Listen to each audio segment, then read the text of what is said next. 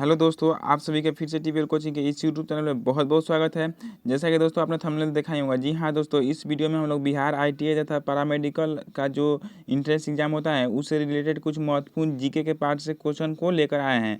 तो वीडियो को आगे बढ़ाने से पहले एक बात और हम आपको बताना चाहेंगे कि आप यदि बिहार आईटीआई 2019 में जो इंट्रेंस एग्जाम हुआ था उसमें कि विज्ञान के जो भी क्वेश्चन पूछे गए थे, यदि आप उस पार्ट को नहीं देखे हैं तो आप हमारे डिस्क्रिप्शन बॉक्स में जाकर उस पार्ट को देख सकते हैं। उसमें हम इस विज्ञान के सभी क्वेश्चन का लिंक डाल चुके हैं।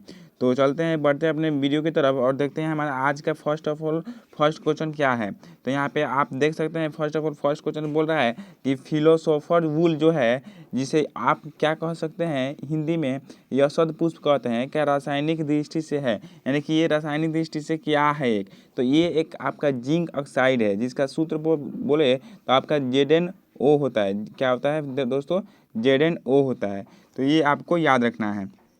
बढ़ते हैं अपने अगले प्रश्न की तरफ। तो अगला प्रश्न आप देख सकते हैं स्क्रीन पे, बोल रहा है कि लाफिंग गैस का रासायनिक नाम क्या है। तो बात करें लाफिंग गैस का, तो लाफिंग गैस का रासायनिक नाम आपका नाइट्रस ऑक्साइड होता है, जो कि आप यहाँ पे ऑप्शन डी में दिया हुआ है, इसलिए आपका ऑप्शन डी यहाँ पे राइट आंसर होगा और इसी को आपको पिक करना होगा। बात करें इसके सूत्र की, तो आपका इसका सूत्र जो होता है N2O होता है। क्या होता है दोस्तों?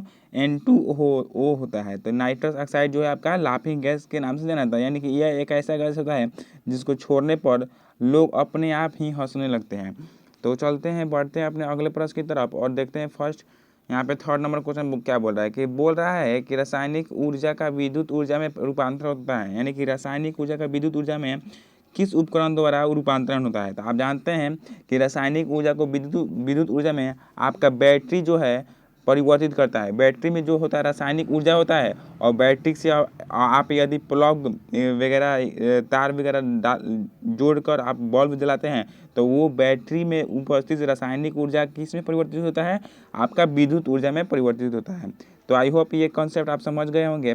तो बढ़ते हैं अपने अगले प्रश्न की तरफ। अगला प्रश्न हमारा फोर्थ नंबर प्रश्न बोल रहा है कि पीरकनाशी के रूप में डीडीटी जो है, पीरकनाशी रूप में डीडीटी जो है आपका के प्रयोग की हानि है, यानी कि ये कैसी जो है पीरकनाशी जो है, पीरकनाशी के रूप में डीडीटी का जो प्रयोग किया जाता है कि हानि क्या होता है। तो प्रकृति में सरलता से निम्नीकरण नहीं होता है, यानी कि प्रकृति में इसका जो सरलता से निम्नीकरण नहीं हो पाता है। डीडीटी का जो आप छिड़काव वगैरह करते हैं वो प्राकृतिक दृष्टि से जो है पर्यावरण को नुकसान देता है, नुकसान पहुंचाता है, और वो उसका जो है आपका आप समझ सकते हैं कि वो मतलब पर्यावरण में संतुलन की स्थिति पैदा नहीं होने देता है। तो आई होप ये आप समझ गए होंगे कॉन्सेप्ट। बढ़ते हैं फिफ्थ नंबर क्वेश्चन की तरफ। तो फिफ्थ नंबर आप क्वेश्चन देख सकते हैं स्क्रीन पे, बोल रहा है कि रिचार्जेबल सेल में सेल के भीतर किस प्रकार की ऊर्जा भंडारित होती है। तो आप जानते हैं अभी हम लोग बात किया बैटरी का, तो रिचार्जेबल बैटरी यानी कि बैटरी में जो होता है संचित ऊर्जा जो होती है वो किस प्रकार की ऊर्जा होती है? वो आपका रासायनिक ऊर्जा के रूप में रहती है। तो यहाँ पे ऑप्शन नंबर सी ही आपका सही उत्तर होगा और इसी को आपको पिक करना होगा। तो आई होप ये भी आप समझ गए होंगे।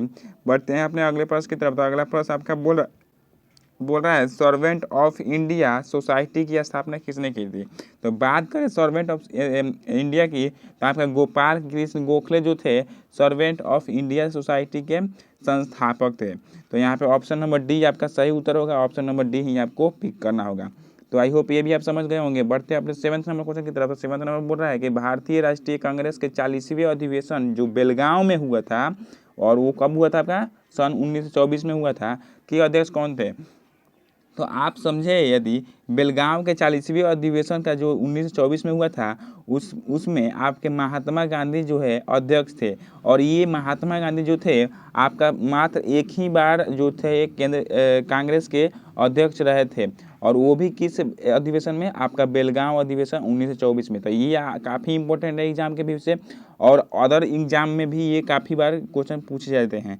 तो आप इसको याद रखिएगा कि 1924 के बेलगांव अधिवेशन में एक ही बार जो है कांग्रेस की ओर से अध्यक्षता की थी, कौन? आपके महात्मा गांधी। तो आई होप ये आप कॉन्सेप्ट समझ गए होंगे। बढ़ते हैं 8 नंबर क्वेश्चन की तरफ। 8 नंबर क्वेश्चन आप स्क्रीन पे देख सकते हैं, भागीरथी नदी अलकनंदा से मिलती है। तो भागीरथी नदी जो है अलकनंदा से कैसे कहाँ मिलती है? तो आपका जो है देव प्रयाग जो है आपका वहाँ पे भागीरथी और अलकनंदा एक दूसरे से मिलती है। तो ये आपका राइट आंसर हो जाएगा, इसी को आपको पिक करना होगा। तो आई होप ये भी आप समझ गए होंगे। बढ़ते हैं अपने 9th नंबर क्वेश्चन की तरफ। तो 9th नंबर स्क्रीन पे आप देख सकते हैं बोल रहा है निम्नलिखित में से किसने ईस्ट इंडिया कंपनी को एक व्यापारी सॉरी दोस्तों, थोड़ा सा वातावरण का परिवर्तन है। कंपनी को एक व्यापारिक कंपनी से एक क्षत्रिय जो शक्ति में बदला।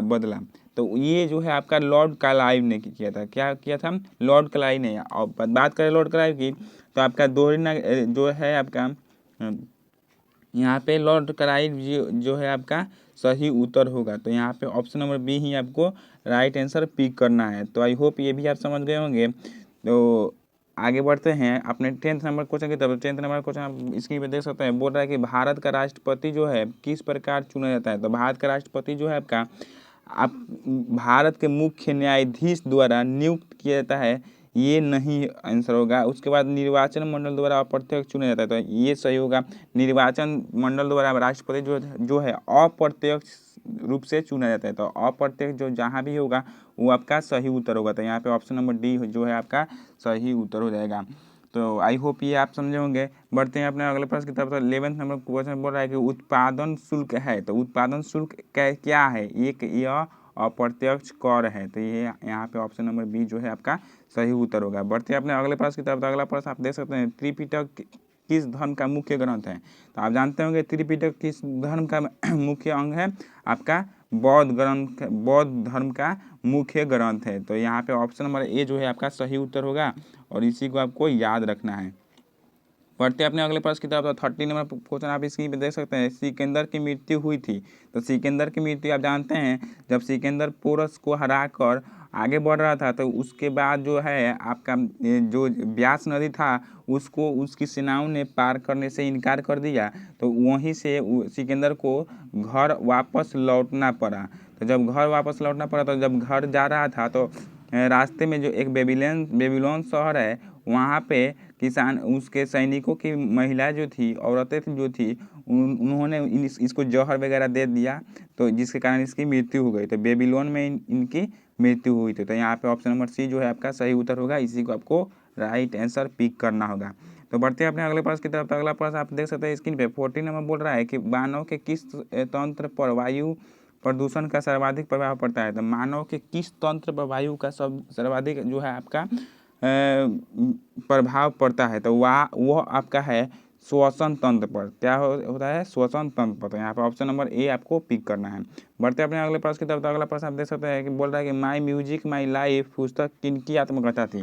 तो माई म्यूजिक माई लाइफ जो है आपका यहाँ पे आप यहाँ पे देखें आंसर। तो यहाँ पे उस्ताद जाकिर हुसैन जो थे इनकी जो है आत्मकथा थी। माई म्यूजिक माई लाइफ उस्ताद जाकिर हुसैन की आत्मकथा थी। तो यहाँ पे आपको उस्ताद जाकिर हुसैन याद रखना है। ये क्वेश्चन काफ़ी इंपॉर्टेंट है, काफ़ी बार रिपीट हुआ है, तो ये थोड़ा सा हार्ड डिफिकल्ट है, लेकिन आपको ये याद रखना है।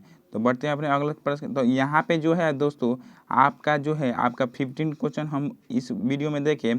तो आई होप ये 15 क्वेश्चन आपको सही लगे होंगे और इससे कुछ बेनिफिट मिला होगा। तो यदि आपको कुछ इससे बेनिफिट मिला होगा तो हमारे चैनल को सब्सक्राइब करके और लाइक के बटन को दबाकर शेयर भी कर लीजिएगा, ताकि और अन्य दोस्त जो है इस वीडियो से कुछ नॉलेज प्राप्त कर सकें। तो आई होप ये कीजिएगा आप। तो चलते हैं, मिलते हैं अपने नेक्स्ट वीडियो में। और नेक्स्ट वीडियो में जो आप देखेंगे 2019 में जो सोशल साइंस का एग्जाम, सोशल साइंस जो भी क्वेश्चन पूछे गए थे उन सभी 50 क्वेश्चन को देखने वाले हैं अगले वीडियो में। तो आई होप वो भी आप क्वेश्चन या वो भी आप वीडियो देखिएगा। तो ओके, बढ़ते हैं, मिलते हैं नेक्स्ट वीडियो में। ओके, धन्यवाद। जय हिंद, जय भारत।